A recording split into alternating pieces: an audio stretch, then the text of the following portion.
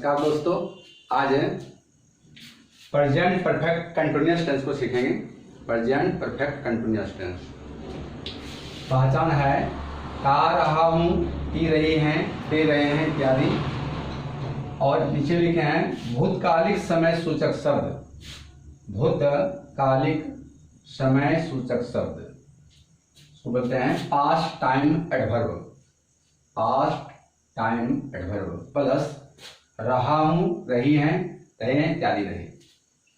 अब भूतकालिक समय सूचक शब्द क्या होता है? भूतकालिक समय सूचक शब्द क्या होता है? ये क्या है? जैसे यहाँ पर उदाहरण में है बचपन से, जैसे 2 वर्षों से, 4 वर्षों से, 5 वर्षों से, कुछ भी रहे, या महीनों से, दिनों से, घंटे से, सुबह से, कल से, इस रहेगा। ये क्या हो गया?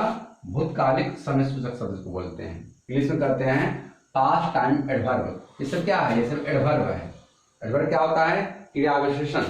जो क्रिया की विशेषता बताते हैं उसे क्या होता है?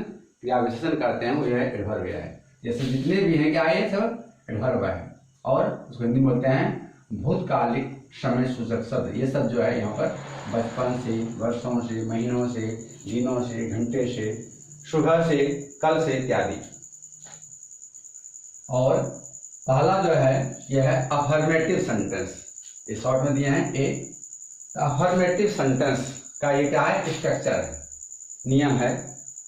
क्या लिखे हैं? एस प्लस हैज बीन या have been plus before plus O यानी ऑब्जेक्ट प्लस सिंस या फॉर प्लस अदर वर्ड। फिर से बात देखिए, इसका स्ट्रक्चर है, नियम है। क्या है? एस यानी सब्जेक्ट कर्ता, हैज बीन या have been plus before plus O यानी ऑब्जेक्ट प्लस सिंस या फॉर प्लस अदर वर्ड। अब यहाँ देखना हमको कि हैज बीन कहाँ लगाएंगे और हैव बीन कहाँ लगाएंगे।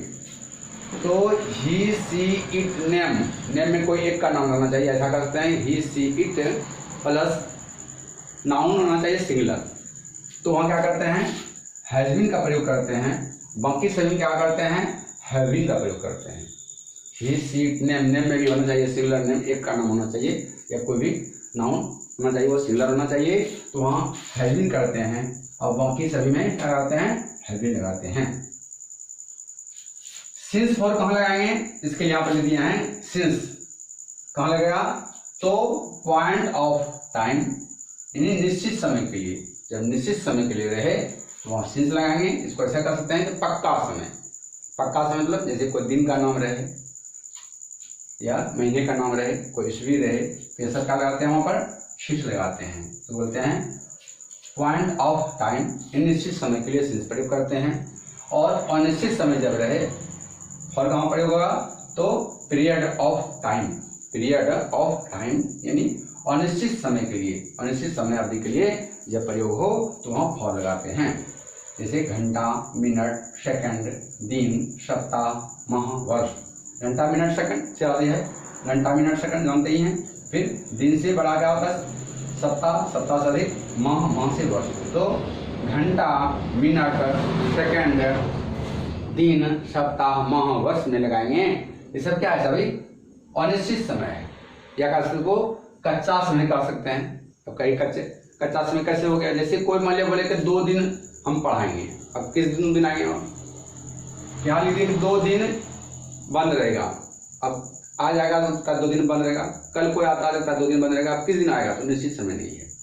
तो ये सब जितने भी दिए हैं, घंटा, मिनट, सेकंड, दिन, सप्ताह, माह और वर्ष, ये सब दिए है। यहाँ फॉर लगाएंगे, बाकी का लगाएंगे सिंस लगाएंगे। यानी पक्का समय जब दिया रहे तो सिंस लगाएंगे और कच्चा समय का लगाएंगे फॉर लगाएंगे। वही अपना है सिंस या फॉर। एग्जाम्पल में है मैं लिखता रहा हूँ। ये देखिए लिखता रहा हूँ, मैं लिखता रहा हूँ। आई के साथ क्या लगता है? हैव बीन लगाएंगे। तो आई हैव बीन राइटिंग, इसका उदाहरण हो गया। ये फिर है इसका देखिए भूतकालिक समय सूचक शब्द मैं सुबह से पढ़ रहा हूँ। मैं सुबह से पढ़ रहा हूँ। तो सुबह से जो हो गया ये क्या है? यही है भूतकालिक समय सूचक शब्द। ये क्या है? एडवर्ब है। तो भूतकालिक समय सूचक शब्द प्लस रहा हूँ, रहे, खाली दे रहा था रहा हो रहे हैं, तब तो कंटिन्यूअस टेंस हो जाता, प्रेजेंट कंटिन्यूअस। लेकिन यहाँ क्या है, सुबह से कुछ समय यदि दिया रहे, कुछ समय दिया रहे, सुबह से, शाम से, दोपहर से, 1 घंटे से 2 घंटा से कुछ टाइम दिया रहे, इसको बोलते हैं भूतकालिक समय सूचक शब्द। तब हम क्या करेंगे, प्रेजेंट परफेक्ट कंटिन्यूअस का प्रयोग करते हैं और उसमें हैज बीन हमें लगता है। इसका जो होता है ऑक्सिलरी वर्ब जो होता है, सहायक क्रिया जो होता है, वो क्या होता है, हैज बीन या हैव बीन इसमें होता है। तो देखिए इसका क्या हो गया, मैं सुबह से पढ़ रहा हूँ, I have been reading since morning. ये हो गया अफर्मेटिव के लिए स्ट्रक्चर। दूसरा जो है यह है निगेटिव सेंटेंस के लिए। निगेटिव सेंटेंस कैसे बनाएंगे, तो यहाँ पर भी समझ सकते हैं, इस स्ट्रक्चर में भी क्या करना है, हैज या हैव के बाद नोट लगा लेते हैं। इसमें भी समझ सकते हैं, हैज या हैव के बाद क्या करेंगे, नोट लगा देंगे। अन्यथा यहाँ अलग से लिख दिए हैं निगेटिव सेंटेंस का स्ट्रक्चर कैसे होगा, तो सब्जेक्ट प्लस हैज या have plus not plus been plus before plus of ना ऑब्जेक्ट प्लस सिंस या फॉर प्लस अदर वर्ड। इसका एग्जांपल में है, मोहन 2 दिनों से नहीं खेल रहा है, Mohan has not been playing for 2 days। तीसरा है इंटरोगेटिव। इंटेरोगेटिव सेंटेंस का स्ट्रक्चर यह है, आई से क्या हुआ, इंटरोगेटिव सेंटेंस। इंटेरोगेटिव सेंटेंस प्रश्नवाचक वाला कुछ रहे, यदि सुन क्या रहे तो कैसे बनाएंगे। इसके लिए क्या है, हैज या हैव, हैज या हैव करेंगे plus subject plus been plus before plus other word. क्या करना है, इसमें भी आप समझ सकते हैं, केवल हैज या हैव को आगे कर देंगे।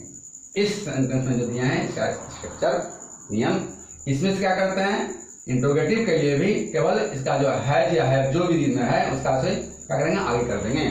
हैज देगा तो हैज को आगे कर देंगे, हैव देगा तो हैव आगे कर देंगे। इस तरह से हो जाता है। और अलग से इसका दे दिया है, हैज या have plus subject plus been plus before plus other word. जैसे है, क्या तुम सुबह से पढ़ रहे हो, have you been reading since morning. फिर से एक बार देख लीजिए, present perfect continuous tense, present perfect continuous बोलते भी है ना, वर्षा कंटिन्यू हो रही है, 2 दिनों से हो रही है।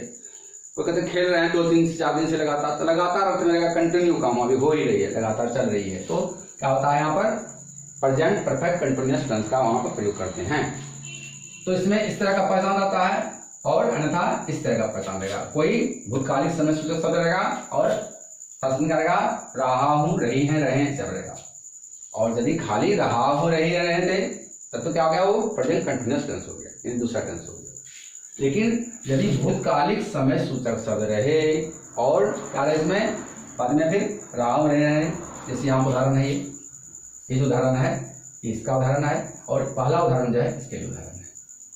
और इसका मुख्य क्या है, इसको याद रखना है, अलग से कुछ इसमें तो नहीं है, वही बस वही है, सब्जेक्ट प्लस हैज बीन या हैव बीन प्लस वर्ब का चौथा रूप, जिसमें कि वर्ब में आईएनजी लगाते हैं, उसको वर्ब का चौथा रूप करते हैं, प्लस ऑब्जेक्ट प्लस सिंस या फॉर प्लस अदर वर्ब। इसी पर ये बना है उदाहरण।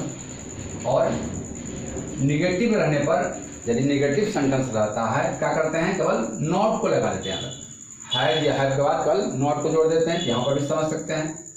और इसी का यदि इंटेरोगेटिव यदि रहता है, क्या करते हैं, हैज या हैव को इसी में जो बनाए, इसी में से हैज या हैव को केवल आगे कर देंगे।